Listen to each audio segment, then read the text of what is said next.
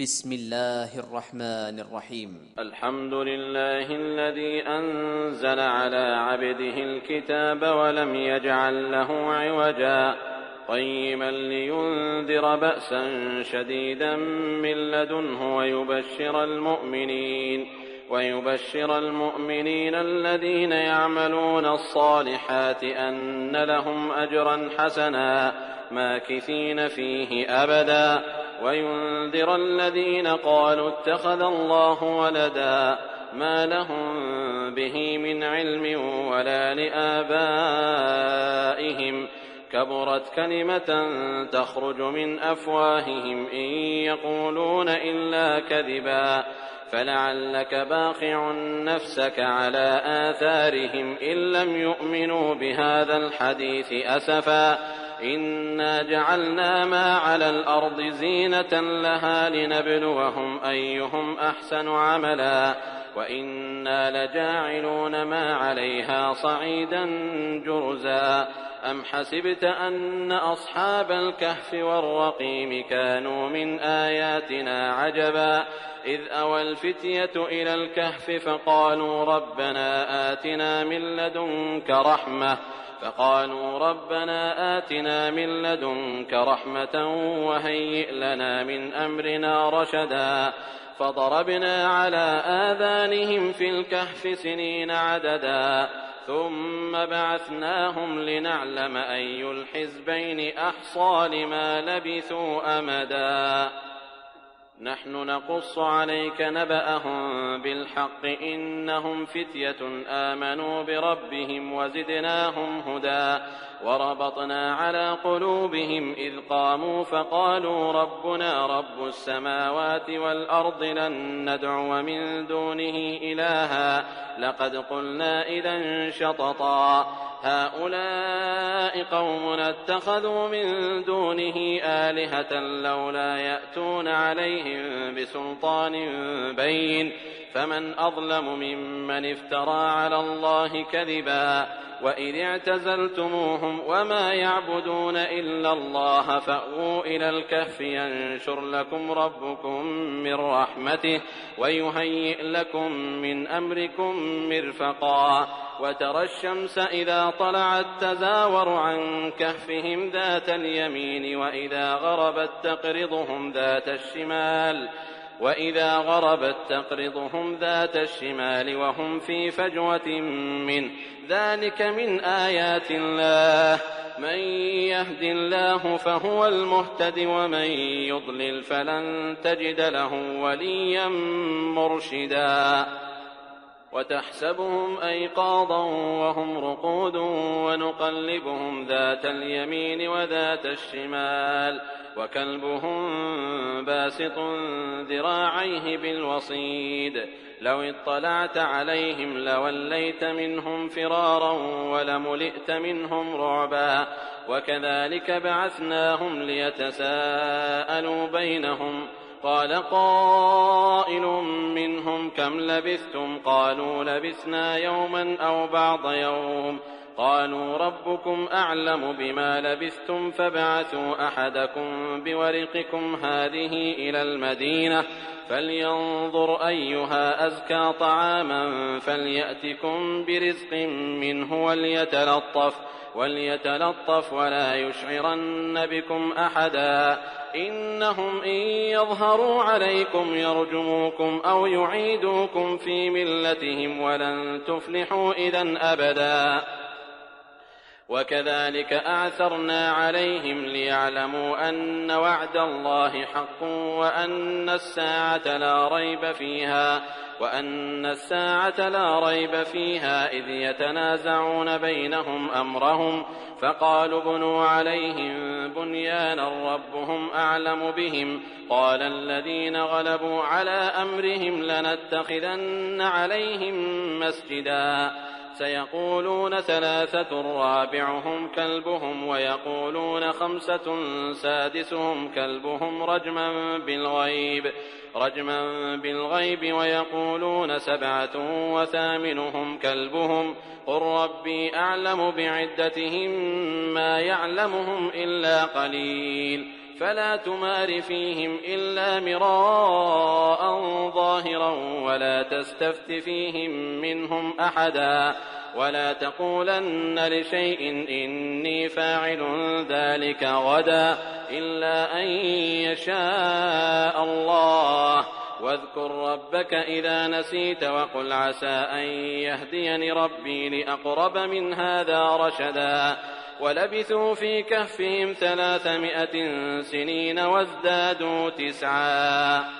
ولبثوا في كهفهم 300 سنين وازدادوا تسعا قل الله أعلم بما لبثوا له غيب السماوات والأرض أبصر به وأسمع ما لهم من دونه من ولي ولا يشرك في حكمه أحدا واتل ما أوحي إليك من كتاب ربك لا مبدل لكلماته ولن تجد من دونه ملتحدا واصبر نفسك مع الذين يدعون ربهم بالغداة والعشي يريدون وجهه ولا تعد عيناك عنهم تريد زينة الحياة الدنيا ولا تطع من أغفلنا قلبه عن ذكرنا واتبع هواه وكان أمره فرطا وقل الحق من ربكم فمن شاء فليؤمن ومن شاء فليكفر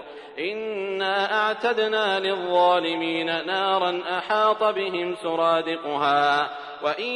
يستغيثوا يغاثوا بماء كالمهل يشوي الوجوه بئس الشراب وساءت مرتفقا إن الذين آمنوا وعملوا الصالحات إنا لا نضيع أجر من أحسن عملا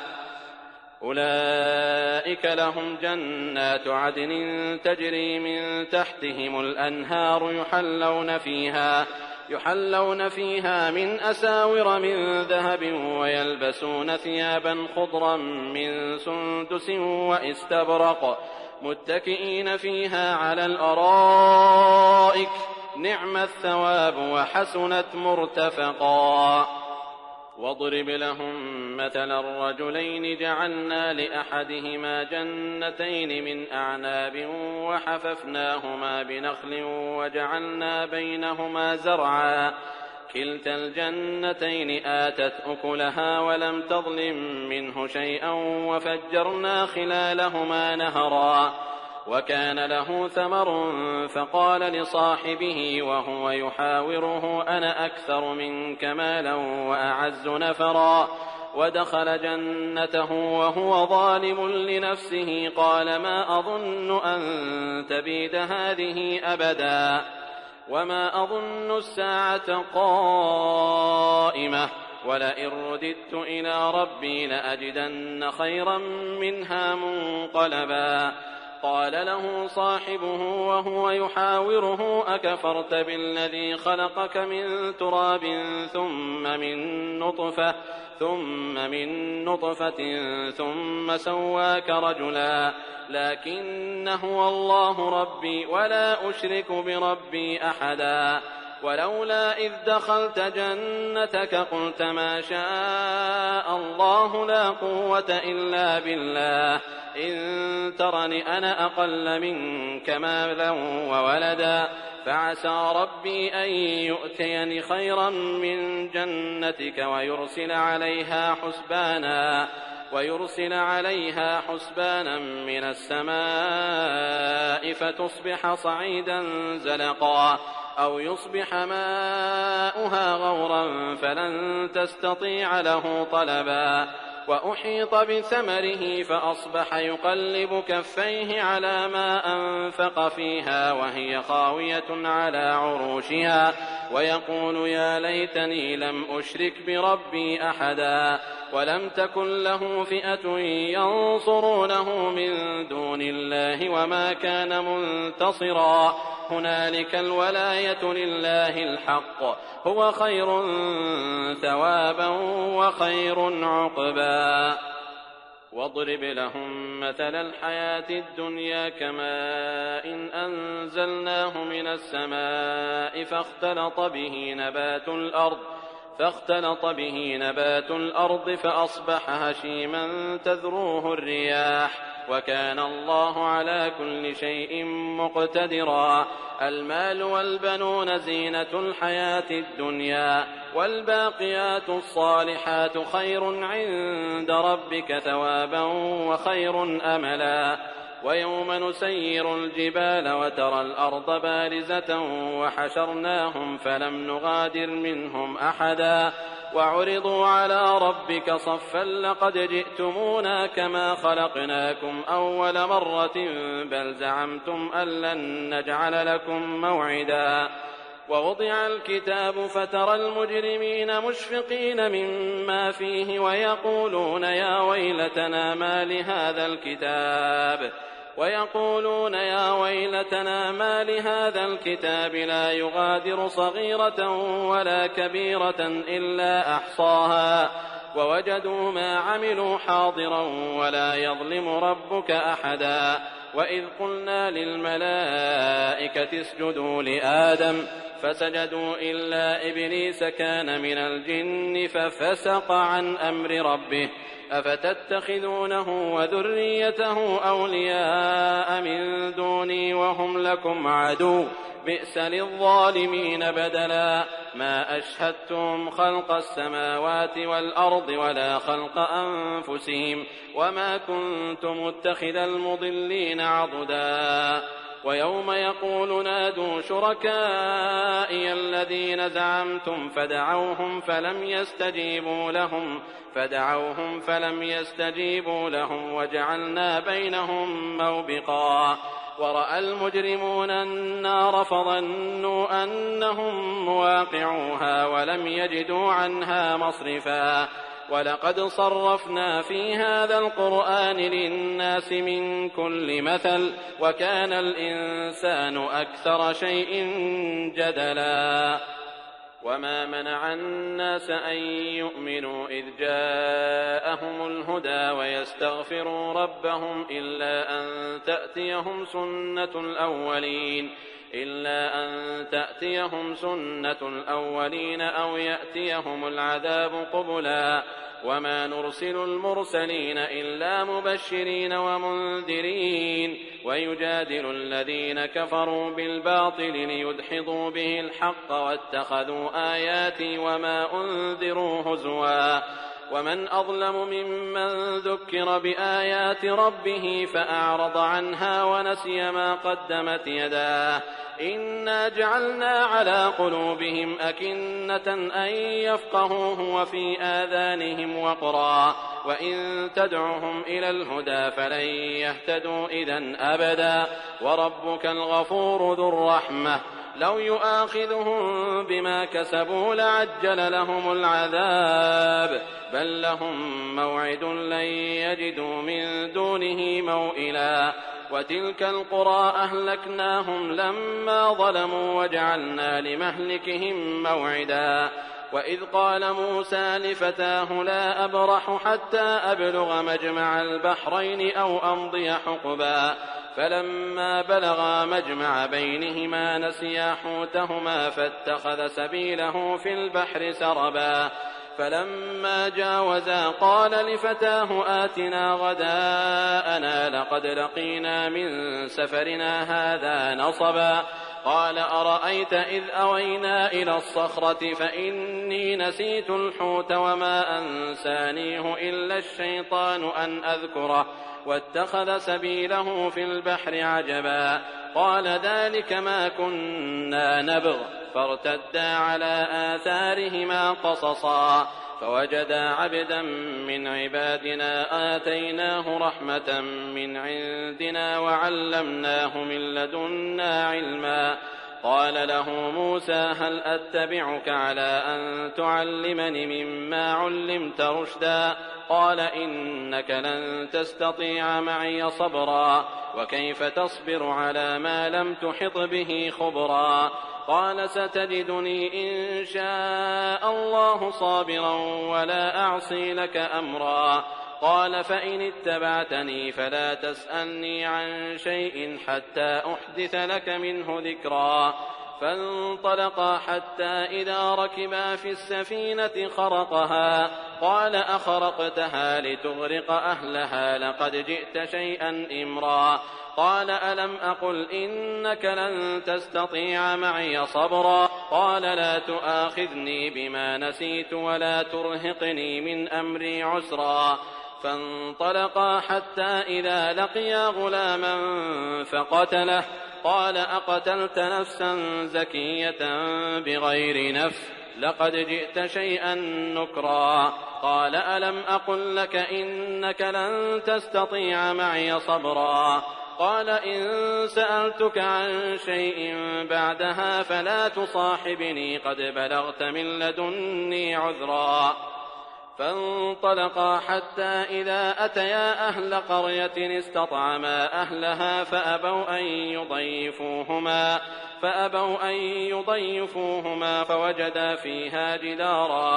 فوجدا فيها جدارا يريد أن ينقض فأقامه قال لو شئت لاتخذت عليه أجرا قال هذا فراق بيني وبينك سأنبئك بتأويل ما لم تستطع عليه صبرا أما السفينة فكانت لمساكين يعملون في البحر فأردت أن أعيبها وكان وراءهم ملك يأخذ كل سفينة غصبا وأما الغلام فكان أبواه مؤمنين فخشينا أن يرهقهما طغيانا وكفرا فأردنا أن يبدلهما ربهما خيرا منه زكاة وأقرب رحما وأما الجدار فكان لغلامين يتيمين في المدينة وكان تحته كنز لهما وكان أبوهما صالحا فأراد ربك أن يبلغا أشدهما ويستخرجا كنزهما رحمة من ربك وما فعلته عن أمري ذلك تأويل ما لم تسطع عليه صبرا ويسألونك عن ذي القرنين قل سأتلو عليكم منه ذكرا إنا مكنا له في الأرض وآتيناه من كل شيء سببا فأتبع سببا حتى إذا بلغ مغرب الشمس وجدها تغرب في عين حمئة ووجد عندها قوما قلنا يا ذا القرنين إما أن تعذب وإما أن تتخذ فيهم حسنا قال أما من ظلم فسوف نعذبه ثم يرد إلى ربه فيعذبه عذابا نكرا وأما من آمن وعمل صالحا فله جزاء الحسنى وسنقول له من أمرنا يسرا ثم أتبع سببا حتى إذا بلغ مطلع الشمس وجدها تطلع على قوم لم نجعل لهم من دونها سترا كذلك وقد أحطنا بما لديه خبرا ثم أتبع سببا حتى إذا بلغ بين السدين وجد من دونهما قوما لا يكادون يفقهون قولا قالوا يا ذا القرنين إن يأجوج ومأجوج مفسدون في الأرض فهل نجعل لك خرجا على أن تجعل بيننا وبينهم سدا قال ما مكني فيه ربي خير فأعينوني بقوة أجعل بينكم وبينهم ردما آتوني زبر الحديد حتى إذا ساوى بين الصدفين قال انفخوا حتى إذا جعله نارا قال آتوني أفرغ عليه قطرا فما استطاعوا أن يظهروه وما استطاعوا له نقبا قال هذا رحمة من ربي فإذا جاء وعد ربي جعله دكاء وكان وعد ربي حقا وتركنا بعضهم يومئذ يموج في بعض ونفخ في الصور فجمعناهم جمعا وعرضنا جهنم يومئذ للكافرين عرضا الذين كانت أعينهم في غطاء عن ذكري وكانوا لا يستطيعون سمعا